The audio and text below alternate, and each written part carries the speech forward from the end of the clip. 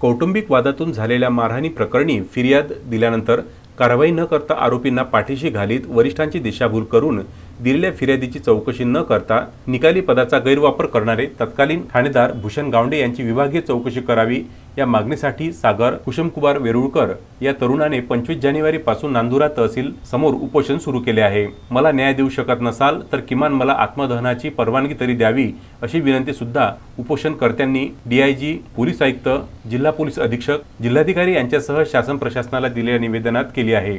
सागर कुशकुमार वेरुळकर, राहणारी नांदुरा।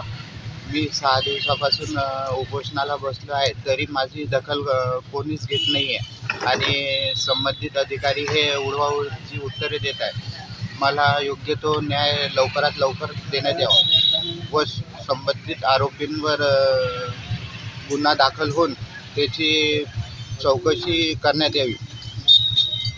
30/6ला भांडण झाल्यामुळे पोलीस स्टेशनला तक्रार करण्याकरता गेलो असतो। मेडिकल केलं आणि तक्रार घेतली नाही, त्यामुळे आरोपींवर कोणतीच कारवाई झाली नाही। त्यांची तत्काळ कारवाई करण्यात यावी व त्यांना अटक करण्यात यावी आणि भूषण गावंडे यांची विभागीय चौकशी करण्यात यावी। तालुक्यातील येरळी येथील रहिवासी असलेला सागर कुशकुमार वेरुळकर हा तरुण पत्नी व मुलासह नागलकर नगर येथे राहतो। त्याचे आईवडील व भाऊ बहीण हे पाण्याचे टाकीजवळ राहतात। वडिलोपार्जित संपत्तीवरून सागर यांचे कुटुंबासोबत वाद असून सदर प्रकरण न्यायप्रविष्ट आहे। 30 जून रोजी शेतात पेरणी करण्याच्या कारणावरून झालेल्या मारहाणीची फिर्याद नांदुरा पोलीस ठाण्यात दिली होती।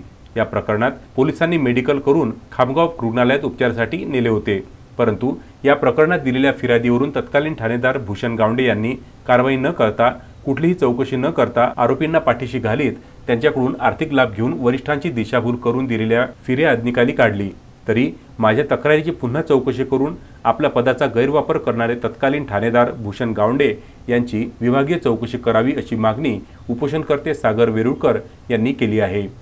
पुरुषोत्तम भातुरकर, विदर्भ न्यूज, नांदुरा।